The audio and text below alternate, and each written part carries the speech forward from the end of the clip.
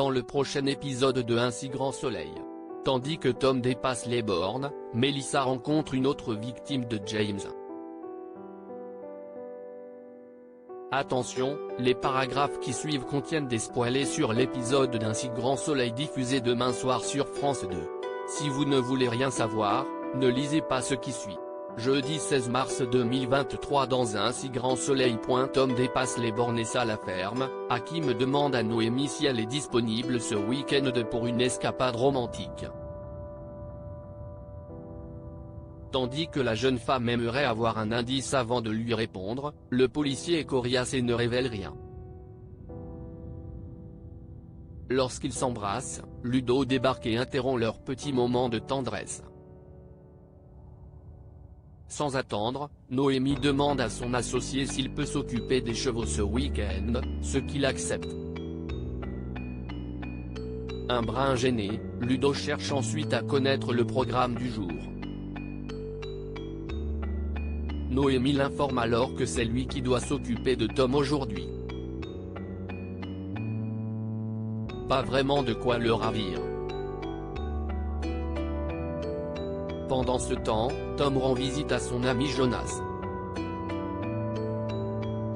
Comme l'adolescent n'a aucune envie de retourner à la ferme, Jonas essaie de lui faire comprendre que c'est une très mauvaise idée car la juge n'hésitera pas à l'envoyer en centre fermé. De plus, Jonas compte sur lui pour un prochain coup dont il ne peut pas encore parler. En attendant, il lui conseille donc de serrer les dents, de faire ce qu'on lui dit et de ne pas faire de vagues. Plus tard, Ludo propose à Tom de se joindre à son groupe pour une balade à cheval. En effet, il aimerait repartir sur de bonnes bases avec lui et pense qu'ils doivent crever l'abcès pour parvenir à construire une relation de confiance. Après que Tom a accepté, Ludo reçoit un appel d'Alix qui l'invite à dîner au restaurant. Une fois leur conversation terminée, il pose son téléphone sur la table puis s'en va s'occuper des chevaux. Quelques heures plus tard, Ludo s'aperçoit que son téléphone a disparu et interroge Tom pour savoir s'il ne lui aurait pas pris. Même si ce dernier assure que non, Ludo, qui ne le croit pas, fouille dans son sac à dos. Au moment où il découvre son portable, Tom le frappe violemment au visage. Tom étant allé beaucoup trop loin, Noémie compte l'envoyer dans une autre structure pour effectuer ses TIG. Seulement, l'adolescent préfère rester à la ferme de Noémie car il apprécie les chevaux et s'entend bien avec Rémi. Ludo accepte alors de lui donner une seconde chance à condition qu'il suive les règles. Si Tom espérait s'en sortir facilement, Noémie n'a pas d'autre choix que de prévenir Emma. Et autant dire qu'elle estime que son frère est irrécupérable. Le soir venu, Alix et Ludo se rejoignent au restaurant pour dîner. Puisqu'elle ne peut pas rater son cocard au visage, Ludo lui fait part de sa mésaventure avec Tom. Quand Alix lui propose de venir travailler à la galerie d'art, Ludo refuse car il aime son travail à la ferme. Toutefois, Alix n'est pas dupe et comprend surtout qu'il est toujours amoureux de Noémie. Ludo a beau affirmer le contraire, Alix est certaine qu'il est en plein déni. Melissa rencontre une autre victime de James au commissariat. Le commissaire Becker fait le point sur l'enquête avec ses équipes. Comme les autres victimes de viol ne veulent pas témoigner et que Ralph n'a pas dénoncé ses complices, le dossier est au point mort. Cependant, Manu et Alex se sont renseignés sur le site qui diffuse les vidéos et celui-ci a fait 1 million d'euros de bénéfices déclarés l'année dernière. Malheureusement, les vidéos qui fonctionnent le mieux sont celles qui sont catégorisées comme sexe brutal. Les policiers font donc l'amer constat que les actrices se font violer uniquement parce que cela cartonne sur le net.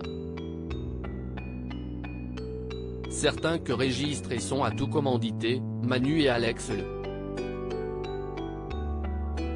Au cours de son interrogatoire, Cresson affirme que sa société n'assure que la diffusion de contenu par l'intermédiaire d'un site. Il prétend également qu'il n'intervient pas sur le recrutement des actrices ni sur les tournages. Lorsqu'il confirme que le sexe brutal est un secteur du marché pornographique porteur, Manu perd son sang-froid et lui reproche ses activités dégueulasses.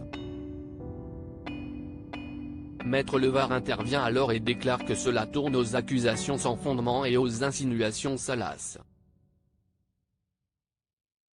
Tandis que le ton monte, Alex reprend les choses en main puis signale à Cresson qu'il risque d'être poursuivi pour complicité de viol, proxénétisme, séquestration, traite d'êtres humains et extorsion. Pendant ce temps, Melissa enregistre un appel à témoins dans l'espoir de retrouver d'autres victimes de James et ses complices. Afin d'éviter d'être attaquée pour diffamation, Melissa ne donne pas le nom du site ni de la personne qui l'a recrutée. Plus tard, Inès raconte à sa mère que Melissa a décidé de se battre pour aider la police à mettre le grappin sur ses agresseurs. Si elle juge la démarche de son amie courageuse, Inès estime malgré tout que Melissa est obsédée par cette histoire. Pour Mo, c'est toujours mieux que de s'enfoncer dans le silence sans réagir. Néanmoins, elle est convaincue que Melissa doit se faire aider et donne à sa fille les coordonnées de l'association qui l'a aidée par le passé. À quelques pas, Melissa reçoit le témoignage d'une certaine Ambre, une jeune femme qui a vécu exactement la même chose qu'elle. Les deux jeunes femmes se donnent alors rendez-vous au Sauvage dans la soirée. La nuit tombée, Ambre raconte son histoire à Melissa qui l'encourage à porter plainte mais elle est terrorisée. Et pour cause, James a menacé d'envoyer la vidéo à toute sa famille si elle parlait à la police. Ne souhaitant pas la forcer, Melissa lui demande cependant d'y réfléchir. Après le lui avoir promis, Ambre lui conseille de faire attention à elle avant d'ajouter que ces hommes sont capables de tout.